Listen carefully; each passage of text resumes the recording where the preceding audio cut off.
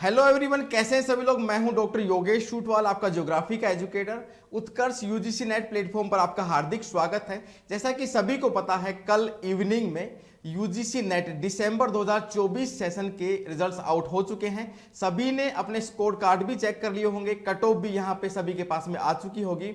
जिन भी लोगों का सिलेक्शन हुआ है उनको बहुत बहुत शुभकामनाएं, बधाई हैं। और जिनका सिलेक्शन नहीं भी हो पाया, कुछ कारणों से चूक भी गया है, तो उनको मैं यहाँ पे जून साइकिल को टारगेट करने के लिए यहाँ पे सलाह देना चाहेंगे। तो आज हमारे साथ में नेहा वर्मा जुड़ चुके हैं, जो कि यहाँ पे अभ्युदय नाम का जो बैच था उससे ये इन्होंने पेपर 1 और पेपर 2 ज्योग्राफी सब्जेक्ट से यहाँ पे स्टडी की थी। ये यहाँ पे कंटिन्यूस यहाँ पे क्लासेस लेते थे, एप्लीकेशन पे भी, यूट्यूब पे टेस्ट सीरीज भी इन्होंने ज्वाइन किया था। और इनका जो बैच का नाम था अभ्युदय बैच था, दिसंबर 2024 सेशन को यहाँ पे टारगेट करते हुए। और इनका यहाँ पे जेआरएफ में सिलेक्शन हुआ है। तो मैं सबसे पहले नेहा को बहुत बहुत शुभकामनाएं देना चाहूंगा। Many congratulations Neha. Thank you sir. Thank you sir. कैसा आपको लग रहा है कि भाई जेआरएफ सिलेक्शन हुआ है, तो पहली रिएक्शन आपकी क्या थी सबसे पहले? बहुत अच्छा लग रहा है सर, घर वालों के रिएक्शन देखे। मतलब फर्स्ट टाइम था मेरा, पहली बार मैंने मतलब जेआरएफ के लिए तैयारी की थी, फर्स्ट अटेम्प्ट में ही हो गया। थैंक यू सो मच उत्कर्ष की फैकल्टी के लिए भी, और जिसमें मेरे पेरेंट्स, मेरे टीचर्स, सभी का इसमें मतलब एक योगदान रहा है। अरे वो बहुत बढ़िया। ये तो फर्स्ट अटेम्प्ट में मतलब आपने तैयारी करके और जेआरएफ निकाला है, ये तो बहुत ब्रिलियंट आपकी मतलब की जो मेहनत है उसके लिए बहुत अच्छी बात है। और आप जींद हरियाणा से आते हैं ना? जींद हरियाणा से आते हैं आप? यस सर जी। तो थोड़ा सा अपने बारे यस में, सर। अपने बैकग्राउंड के बारे में थोड़ा सा बताएंगे, परिवार के बारे में थोड़ा सा बता सकते हैं? कहाँ से आपने स्कूलिंग और अपने कॉलेज किया, थोड़ा सा सर इंट्रोडक्शन। मेरा गांव दनौदा है, वहीं से मैंने स्कूलिंग की है। उसके बाद मैंने ज्योग्राफी ऑनर्स की है गवर्नमेंट कॉलेज हिसार जीजे यूनिवर्सिटी से। Okay okay. और उसी यूनिवर्सिटी से मैंने अपनी मास्टर्स की है, और मैं अपनी यूनिवर्सिटी की टॉपर हूँ, ग्रेजुएशन की भी और मास्टर्स की भी। बहुत अच्छी बात है, बहुत अच्छी बात है कि भाई आप ग्रेजुएशन और मास्टर्स में टॉपर रहे हैं। तो एक बहुत बड़ा योगदान ये भी रहा है कि भाई जो ग्रेजुएशन और मास्टर्स की ड्यूरेशन में जिनका सब्जेक्ट के ऊपर अच्छा स्ट्रॉन्ग होल्ड रहता है या फिर पकड़ रहती है, उनका कॉम्पिटिटिव एग्जाम में जैसे यूजीसी नेट है और जेआरएफ निकालने में काफी आसानी भी रहती है। ये बहुत अच्छी बात है। तो आपने ये बिल्कुल बिल्कुल, तो आपने ये डिसीजन कब लिया कि मुझे यूजीसी नेट का एग्जाम देना है? किस टाइम पे, मास्टर्स में या फिर ग्रेजुएशन के ड्यूरेशन में? सर मास्टर्स में ही लिया था कि मतलब ज्योग्राफी सर एक बिल्कुल मतलब ये जो कोर सब्जेक्ट होता है ना, मेरा फेवरेट सब्जेक्ट है वैसे ज्योग्राफी। तो बिल्कुल तभी से था कि हाँ कुछ करना है, कुछ करना है। तो उसके बाद मतलब मास्टर्स में ही लिया था डिसीजन। तो तब भी मतलब 2 अटेम्प्ट दिए थे, पर वो बिना तैयारी के, बस वैसे टीचर्स ने बोला कि भी एक बार ट्राई करके देखो कैसा एग्जाम पैटर्न है। तो ऐसा कुछ नहीं था कि मैंने एक सिंगल डे भी उस टाइम स्टडी की हो।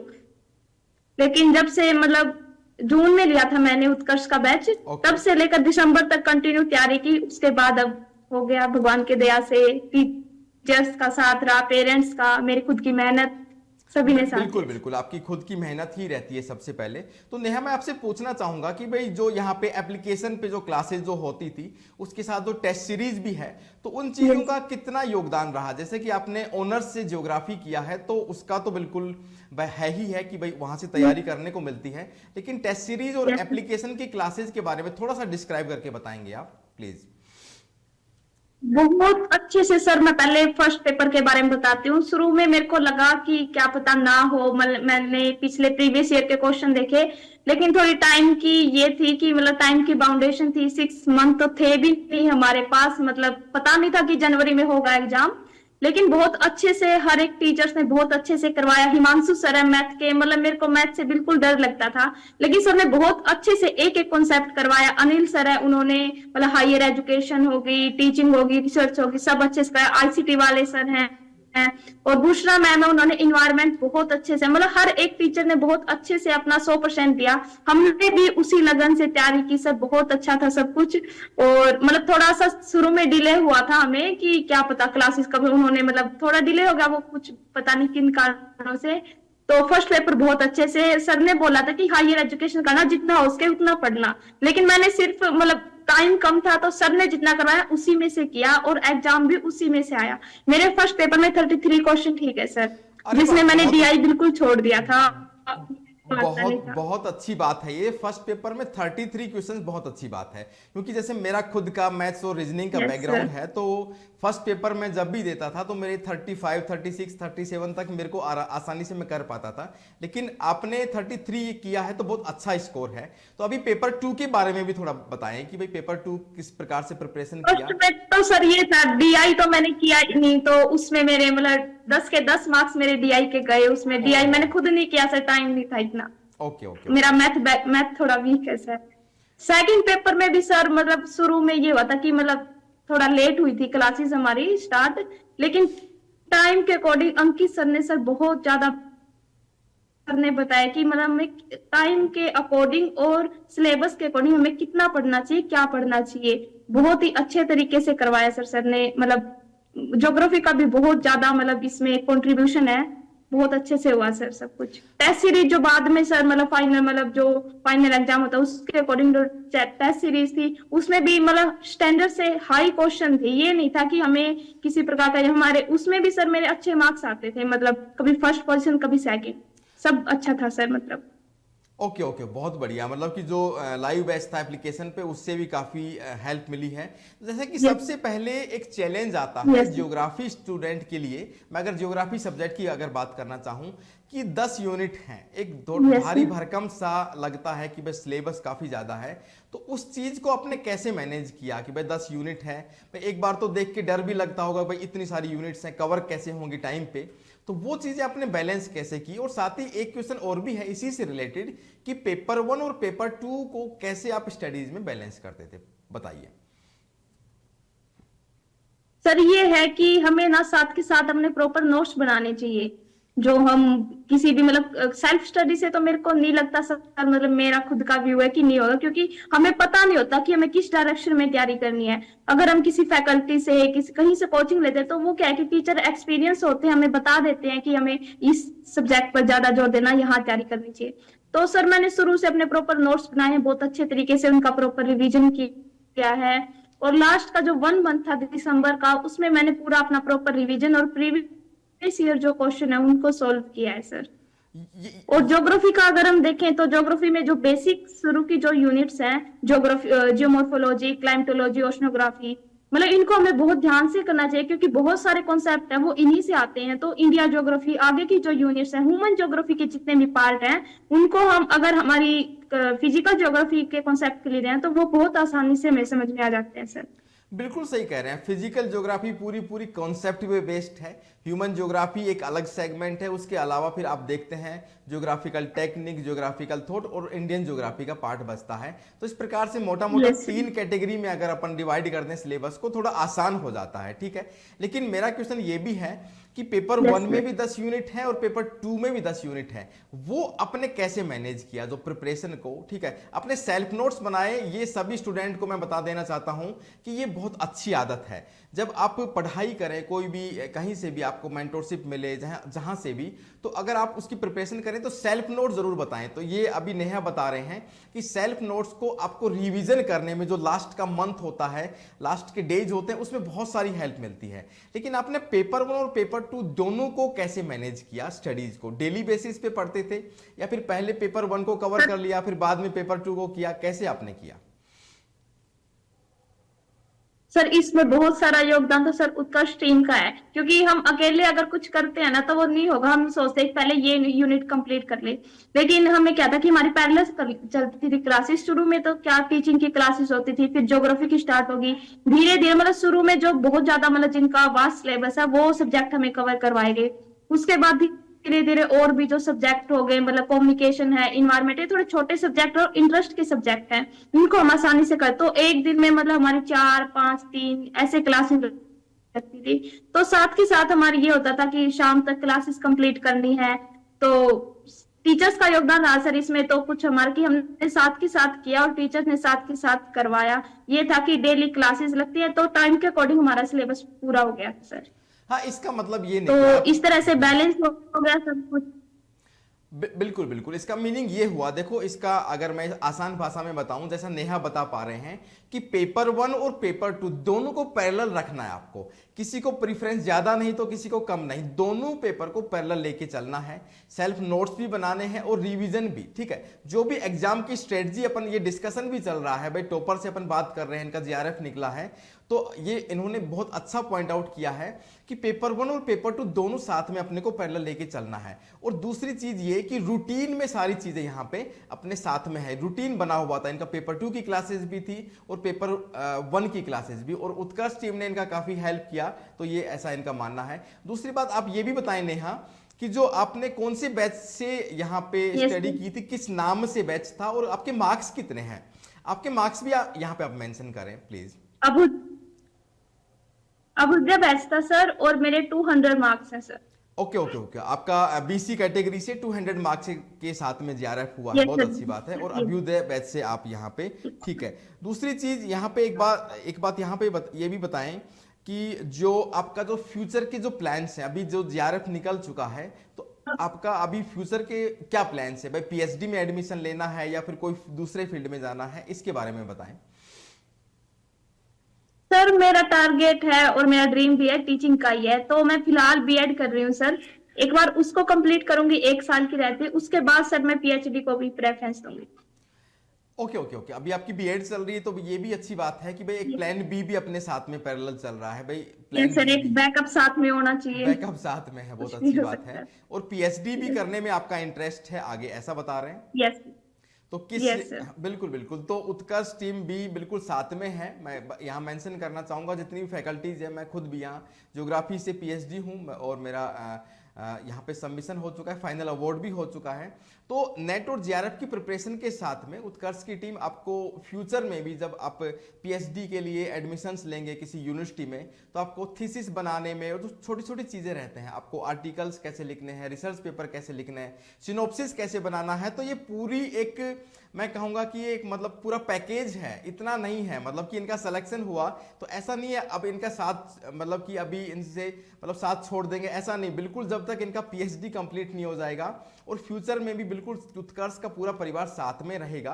और पीएचडी कैसे करनी है, टॉपिक सिलेक्शन एक बहुत बड़ा इशू रहता है, भाई टॉपिक कौन सा सेलेक्ट करें, तो उन सभी चीज़ों में हेल्प करने वाले हैं, ठीक है। इसके बाद में मैं नेहा आपसे पूछना चाहूँगा कि जब आप पेपर अटेम्प्ट कर रहे थे, जब आप पेपर अटेम्प्ट कर रहे थे या फिर उससे पहले एक दिन पहले आपने कोई स्ट्रेटजी बनाई होगी कि किस प्रकार से पेपर अटेम्प्ट करना है, क्योंकि 3 आवर्स का टाइम है, 180 मिनट है, और साथ ही साथ आपके 150 क्वेश्चन रहते हैं पेपर 2 में, आपके 100 क्वेश्चन है ज्योग्राफी के, 50 क्वेश्चन पेपर 1 में है, तो वो चीज़ें आपने कैसे बैलेंस किया है, फिर क्या स्ट्रेटजी आपने बनाया? सर मैंने मतलब एक तो हमारा ना रिलैक्स माइंड होना चाहिए, कई बार क्या होता है कि हमें क्वेश्चन आता है लेकिन हमारे मन में रहता है ये ठीक है ये ठीक है, तो उसकी वजह से हमारा सही होते हुए भी गलत हो जाता है। तो मैं क्या कि एक तो रिलैक्स माइंड रखना है, खुद पे भरोसा रखना है, भगवान पे भरोसा रखना है। उसके बाद सर मैंने पहले सेकंड पेपर को अटेम्प्ट किया था, क्योंकि मेरी सेकंड में ज्यादा पकड़ थी, क्योंकि फर्स्ट में था। फिर उसके बाद सर मैंने लास्ट में जो कॉम्प्रिहेंशन है उसको सोल्व किया। फिर मैं 6 क्वेश्चन से स्टार्ट हो गई, क्योंकि सर मेरे को डीआई नहीं आता था, तो उसके बाद मैंने फर्स्ट पेपर अटेम्प्ट किया। लास्ट में मैंने मैथ के क्वेश्चन किए थे, क्योंकि मैं उनमें रिस्क नहीं लेना चाहती थी सर मेरा टाइम वेस्ट करके, क्योंकि मेरे को कॉन्फिडेंस नहीं था खुद मैथ के मेरे हो सकते हैं, इसलिए मतलब हमारा जो टॉपिक हमारे ये है, हमें विश्वास है, हमें उससे स्टार्टिंग करनी चाहिए।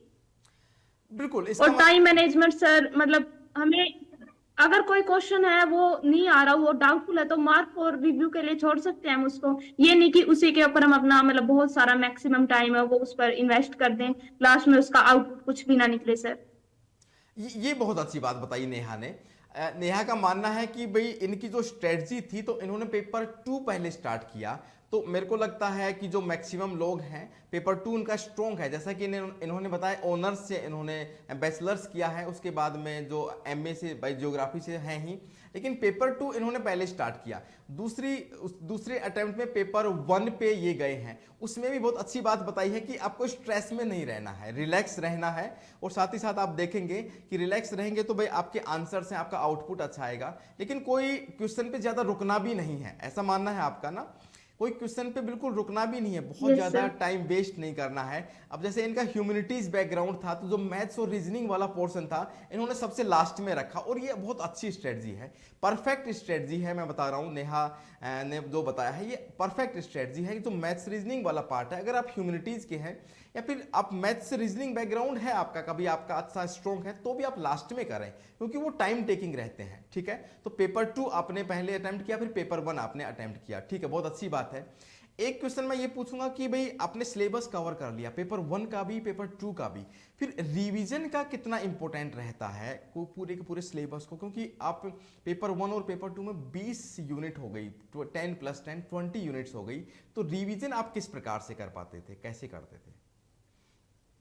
सर सबसे पहली बात तो मैं यही कहना चाहूंगी कि हमें ना ज्यादा रिसोर्सेज पे नहीं जाना है। जो हमारे पास है हम जहां से तैयारी कर रहे हैं, ये नहीं कि मैं ये चीज यहाँ से भी पढ़ लूं यहाँ से भी पढ़ लूं, तो उसका आउटपुट कुछ नहीं रहता सर। हमें क्या ये होगा कि हमने इतना पढ़ा और हमारा मतलब रिजल्ट है वो बिल्कुल भी नहीं आया। जो अपने प्रॉपर नोट्स बनाइए, नोट्स को जितना हो सके कंसाइज फॉर्म में बनाइए, कि जो हमें आता है उसको छोड़ के जो हमें नहीं आता उसके हम नोट्स बनाए। ताकि क्या है कि जो हमें फिर नोट्स बड़े हो जाएंगे, उनको लगेगा कि इतनी मोटी कॉपी है, इसको रिवाइज करना है। तो क्या है कि अपने प्रॉपर नोट्स बनाइए, उसके साथ साथ अगर हो सके तो क्या है कि साथ साथ रिवीजन करना चाहिए, एकदम बर्डन नहीं होगा हमारे साथ। तो अगर नहीं हो सकता ऐसे रिवीजन, वैसे हो जाएगा क्योंकि डेली की हमारी 1 2 3 इतनी क्लासेस होती, इतना कुछ टफ सिलेबस है भी नहीं जितना मतलब हम सोचते हैं कि 20 यूनिट्स है, कैसे होगा कैसे नहीं होगा। हमें हर एक सब्जेक्ट को प्रॉपर टाइम देना है, जिससे क्या है कि हमारा रिवीजन अच्छे से हो। और लास्ट मंथ ये मानिए कि हम सिर्फ रिवीजन और प्रीवियस ईयर क्वेश्चन है उनको सोल्व करते रहे। प्रीवियस ईयर क्वेश्चन क्या है कि बहुत ज्यादा मैटर करते हैं हमारी स्ट्रेटेजी जो बनाते हैं हम, जो प्रिपरेशन करते हैं। क्योंकि प्रीवियस ईयर से हमें क्या है कि एनटीए यूजीसी जिस टाइप से हमसे क्वेश्चन पूछते हैं उसका हमें पता चलता है। क्या पता हमने किसी कॉन्सेप्ट को किस तरीके से कर रखा और यूजीसी उसे किस तरीके से पूछती है, तो हम तो अपने अकॉर्डिंग जाएंगे। अगर हमने प्रीवियस ईयर क्वेश्चन नहीं किए हैं, तो हमें अगर एग्जाम में कोई ऐसा क्वेश्चन फेस करना पड़ गया जो थोड़ा उन्होंने घुमा फिरा के दे रखा है, तो हम उससे डील नहीं कर पाएंगे। तो इसके लिए क्या है कि प्रीवियस ईयर क्वेश्चन तो बहुत ज्यादा इंपॉर्टेंट है, और साथ में जो अपने नोट्स हैं उनका बार बार रिवीजन कीजिए, प्रैक्टिस कीजिए, यही है। अरे बहुत बढ़िया, बहुत बढ़िया, परफेक्ट बताया आपने। कि इन्होंने बताया है नेहा ने कि जो रिवीजन की स्ट्रेटजी है, तो सबसे अच्छी बात, मैं भी कई बार अपने यूट्यूब की क्लासेस रहती है उनमें और अपने एप्लीकेशन पे बोलता हूँ कि जो नोट्स आप बनाए ना, काफ़ी कॉन्साइज वे में बनाए। बहुत बड़े बड़े नोट्स बनाने की, पूरी रामायण या फिर रजिस्टर भरने की नीड नहीं है। जितना हो सकता है शॉर्ट में बनाएं, जो जो इंपॉर्टेंट टॉपिक हैं उनको पहले रिवाइज करें, बहुत कॉन्साइज वे में, मतलब कॉन्साइज मतलब कि बुलेट पॉइंट्स में, शॉर्ट में। क्योंकि ज्योग्राफी सब्जेक्ट तो ऐसा है, आप देख पाते हैं कि भाई इसमें मैपिंग का काफ़ी रोल रहता है। ठीक है, उसके साथ में डायग्राम्स हैं, फिजिकल ज्योग्राफी में है। ठीक है, तो रिवीजन ये ज्योग्राफी के साथ में आप सभी सब्जेक्ट को देख सकते हैं। पेपर 1 है, दूसरे सब्जेक्ट भी हैं जैसे हिस्ट्री है, पॉलिटी है, तो उनमें भी रिवीजन के लिए शॉर्ट में नोट्स बनाए, बहुत बड़े नोट्स बनाने की जरूरत नहीं है। और इन्होंने बताया नेहा ने कि पैरेलल रिवीजन करते रहें, ताकि लास्ट में आपके ऊपर बर्डन बिल्कुल भी नहीं आए। ये बहुत अच्छी बात है। और एमसीक्यूज और पीवाईक्यूज की, मैं अगला क्वेश्चन मेरा यही था कि पीवाईक्यूज एक बड़ा रोल प्ले करते हैं। आपको पता रहता है कि किस प्रकार के क्वेश्चंस आपके आने वाले हैं, तो पीवाईक्यूज से आपको काफी हेल्प मिली। तो पीवाईक्यूज के बारे में एक बार और बता सकते हैं कि भाई पीवाईक्यूज को कैसे पढ़ना है या कैसे सोल्व करना है, क्या रोल रहता है नेहा? सर अगर हो सके तो क्या करें, मतलब एक यूनिट हमने, ये नहीं कि टॉपिक वाइज तो बहुत ज्यादा हो जाएगा, हमें एक टॉपिक से बहुत ज्यादा क्वेश्चन मिल सकते हैं। ये करें कि एक जो यूनिट है वो हमने कंप्लीट कर ली, उसके बाद उससे जो मतलब जितने क्वेश्चन बन सकते हैं, प्रीवियस ईयर बहुत सारी यूट्यूब पे क्लासेस है, उत्कर्ष की भी बहुत सारी क्लासेस हैं, या फिर एनटीए की वेबसाइट पे हमें प्रीवियस ईयर क्वेश्चन मिल जाते हैं, उनको सोल्व करने की कोशिश करें। यूनिट वाइज क्वेश्चन को सोल्व करें सर। बिल्कुल सही कह रहे हैं एक कि यूनिट हमने कंप्लीट की, हमारा रिवीजन हुआ, उसके बाद हमें प्रीवियस ईयर क्वेश्चन करें, जो नहीं आ रहे और जो नहीं याद हो रहे उनको लिख लें, अपने रिवीजन में शामिल करें उनको। बहुत बढ़िया, बहुत बढ़िया। कि पीवाईक्यूज का काफी रोल रहता है, क्योंकि चेंजिंग भी पैटर्न भी क्वेश्चंस का डेली बेसिस पे चेंज हो रहा है। तो मैं आपसे पूछना चाहता हूं कि भाई जो बाकी लोग जो जीआरएफ को टारगेट कर रहे हैं जून 2025 के लिए, तो उनके लिए सबसे पहले भाई उत्कर्ष, भाई जो एक परिवार है या एक प्लेटफॉर्म है, उसके बारे में आप क्या सजेशन देना चाहिए कि भाई आपको उत्कर्ष से जुड़ना है तो किस प्रकार से जुड़ सकते हैं, इसके बारे में आप बताइए। सर उत्कर्ष से मतलब एक तो बहुत अच्छा आज के टाइम पे हम देख रहे हैं ऑनलाइन क्लासेस है। ऑफलाइन में तो बहुत ज्यादा सर मतलब कॉस्टली पड़ जाता है कि नहीं भी कर सके, कोई भी बैकग्राउंड किसी का कैसा भी हो सकता है सर। तो ऑनलाइन एक बहुत ही मतलब बहुत कम फीस पे हमें क्या है कि बहुत अच्छी फैकल्टी मिल जाती है, हमारे डाउट क्लियर होते हैं, लाइव क्लासेस होती हैं। और एक प्लस पॉइंट क्या है कि अगर हम किसी टाइम पे टाइम शिफ्टिंग का बहुत ज्यादा इसमें एक इम्पोर्टेंट जो रोल है, हम एक टाइम पे क्लासेस ना देख पाए दोबारा देख सकते हैं, हम उसको 3 बार 4 बार कितनी बार हम उसको देखें। तो मैं मतलब ऑनलाइन क्लासेस बहुत अच्छी है। उत्कर्ष से मैंने सर, उत्कर्ष ऑनलाइन ऐप है, वहां से सर मेरे को पहले एनटीए का मतलब यूजीसी का पता नहीं था कि मतलब उत्कर्ष जो क्लासेस है वो ऐसे भी मतलब प्रोवाइड करता है। तो मैंने कुमार गौरव सर की मैं करंट अफेयर की क्लासेस देखती थी सर, उससे मेरे को लगा कि मतलब कुमार गौरव सर इतना अच्छा पढ़ाते तो उत्कर्ष की हर टीम हर फैकल्टी अच्छी होगी। तो उनसे मतलब मैं प्रेरित होके मैंने उत्कर्ष का ये कोर्स ज्वाइन किया था सर। और मेरे को 100% आउटपुट मिला है सर इसका। इसमें अंकित सर का भी और फर्स्ट पेपर के जितने भी टीचर्स है सभी का बहुत ज्यादा रोल रहा है। अरे हम वाह, उत्कर्ष से सर ऑनलाइन कोर्सेज आसानी से परचेज कर सकते हैं, जिसमें लास्ट में हमें टेस्ट सीरीज भी मिली है, साथ में time to time PDF note सब कुछ मिले हैं। बहुत अच्छी बात है कि भाई इन्होंने बताया कि गौरव सर का रेफरेंस दिया, बाकी पेपर वन की फैकल्टीज, और बिल्कुल ये एक विश्वास की बात है। और नेहा बोल रहे हैं, आप बिल्कुल आप YouTube पे आप देख सकते हैं, डेली आपकी सारी फैकल्टीज है YouTube पे, बड़े बड़े सेशंस लेके आते हैं। ज्योग्राफी ले लो या कोई भी सब्जेक्ट ले लो, पॉलिटिकल साइंस है, हिंदी है, और उसके साथ में हिस्ट्री है, सारे सब्जेक्ट की सारी फैकल्टीज क्वालिफाइड हैं, जैसा कि नेहा भी बता पा रहे हैं। और एक पूरा का पूरा शेड्यूल, एक पैकेज आपको मिल जाता है, टेस्ट सीरीज भी मिलती है, तो भाई आपको उसको प्रैक्टिस करने के लिए, ठीक है। और कोई डाउट होते तो आप बिल्कुल रूबरू होते हैं, एप्लीकेशन पे तो बहुत सारे फीचर्स हैं, और बिल्कुल आप विश्वास कर सकते हैं। और फेथ के साथ में, एक विश्वास के साथ में अब जून 2025 के सेशन को टारगेट करते हुए आप जुड़ सकते हैं। आप अंत में बिल्कुल जो एस्पिरेंट हैं, जून 2025 को टारगेट कर रहे हैं, जो भी स्टूडेंट हैं आपके भाई, जो माना कि आप फ्यूचर में जो एग्जाम देने वाले हैं जून 2025 वाला, उनके लिए कोई मोटिवेशनल तरीके से या फिर कोई स्ट्रेटजी या फिर कोई बात आप कहना चाहेंगे नेहा? स्ट्रेटजी सर मोटिवेशन यही था कि अपना मतलब खुद से एक बार ये ना करे कि टाइम भी कंज्यूम हो उसमें और हमें कुछ आउटपुट भी ना मिले। मेरा खुद का ये एक्सपीरियंस है सर, हमें कहीं से कोचिंग लेनी चाहिए शुरू में, मतलब ऑफलाइन तो बहुत ज्यादा महंगी है सर, ऑनलाइन हमें किसी प्लेटफॉर्म से लेनी चाहिए। मैंने उत्कर्ष से लिया है, मेरा अच्छा एक्सपीरियंस है, मैं सबको सुजेस्ट करूंगी उत्कर्ष से लीजिए। अगर मतलब हेलो। बिल्कुल बिल्कुल, हाँ बोलें, सुन पा रहे हैं, बोलिए बोलिए आप। यस। हाँ तो उत्कर्ष से लीजिए, या फिर अगर आप किसी और अच्छा प्लेटफॉर्म आपको नजर आ रहा है वहां से लीजिए, लेकिन कोचिंग लेनी चाहिए। मेरा उत्कर्ष का एक्सपीरियंस है, आप वहीं से लीजिए, बहुत अच्छी कोचिंग मिलती है यहाँ पे, और सारी फैकल्टी अच्छी है सर, सब बढ़िया है मतलब। ओके ओके, बहुत बहुत बहुत बहुत आपको बधाई हो, बहुत अच्छी बात है। और आपने थैंक इतना यू। बिल्कुल आपने समय निकाल के उत्कर्ष के बारे में इतना डिटेल में बताया, पूरी स्ट्रेटजी आपने यहाँ पे बताई है, शेयर किया है, तो आने वाले जो सभी स्टूडेंट हैं उनके लिए भी बहुत बेनिफिशियल रहेगा। और आपने अपना फ्यूचर के प्लान्स भी बताए कि भाई किस प्रकार से आपको पीएचडी करनी है, और सारी की सारी चीज़ें आपने बताई हैं बहुत कम टाइम में और परफेक्टली। मैं तो कहूँगा ये जो इंटरव्यू एकदम कॉन्फिडेंटली आपने दिया है, आप में जो मतलब कि कॉन्फिडेंट थैंक के यू। धैर्य के साथ में आपने सभी चीज़ें आंसर्स आपने बताए, और परफेक्टली जो स्ट्रेटजी थी वो भी आपने बहुत अच्छे से समझाई है। ये काफ़ी हेल्पफुल रहेगी जो भी एस्पिरेंट हैं जून 2025 के लिए। और कल ही उत्कर्ष परिवार ने एक ज्ञान महाकुंभ नाम से एक यहाँ पे ऑफर्स स्टार्ट किए हैं, जिनमें मतलब आपको बहुत कम, एक डिनर कहते हैं, डिनर करने जाते हैं पार्टी में, उससे भी कम जो बजट आता है उससे भी कम में ऑनलाइन कोर्सेज मिलने वाले हैं। ऑफलाइन का आप बता रहे हैं नेहा कि थोड़ा सा कॉस्टली रहता है, लेकिन ऑनलाइन में तो मैं कहूँगा कि एकदम नॉमिनल फीस है, पॉकेट मनी से भी आधी फीस है, उस पर आप उत्कर्ष परिवार से जुड़ सकते हैं। और सारी की सारी जो फैकल्टीज़ है वो पूरी की पूरी बहुत अच्छी है।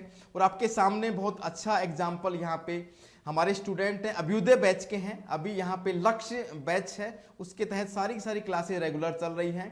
तो आपके सामने यहाँ पे नेहा खुद एग्जाम्पल है, जिन्होंने इतना कॉन्फिडेंटली है ना बताया है, अपने डिटेल्स पूरी बताई हैं, उत्कर्ष परिवार से उनका एक्सपीरियंस बताया है। तो बहुत बहुत शुभकामनाएं हैं नेहा आपको, और फ्यूचर के लिए भी आपको बहुत बहुत शुभकामनाएं। थैंक आप यू। बीएड भी करें और टीचिंग लाइन में रहें। आपका जो बताने का जो एक तरीका है, एक्सप्लेन आप कर पा रहे हैं, मेरे को लगता है आप में मतलब बहुत एक अच्छा शिक्षक छुपा हुआ है, मेरे को ऐसा लगता है। तो आप बिल्कुल इस फील्ड में रहें, आपको उसके लिए बहुत बहुत शुभकामनाएं। और आप बिल्कुल जब भी आपको पीएचडी करना हो और सभी चीज़ों के लिए भी, तो आप उत्कर्ष परिवार से फिर से आप जुड़ सकते हैं। ऐसा नहीं है भाई कोर्स कंप्लीट हो गया है तो यह काम हो गया है, कोर्स हमने खरीदा था, इतनी बात नहीं है। बिल्कुल मतलब वो कहते हैं ना कि भाई बिल्कुल बियॉन्ड द, है ना, जब तक आपका पीएचडी भी नहीं हो जाए, सब चीज़ों के लिए उत्कर्ष परिवार आपके साथ में रहेगा।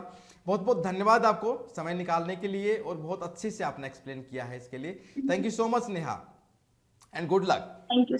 और बिल्कुल Thank अपनी you. सक्सेस को एंजॉय Thank करें, you. और सभी लोगों को यहाँ मोटिवेट भी करते रहें। हरियाणा से आप हरियाणा से हैं तो सभी Yes. वहाँ के स्टूडेंट हैं, उनको भी मोटिवेट कर। Thank you so much. Okay, good luck.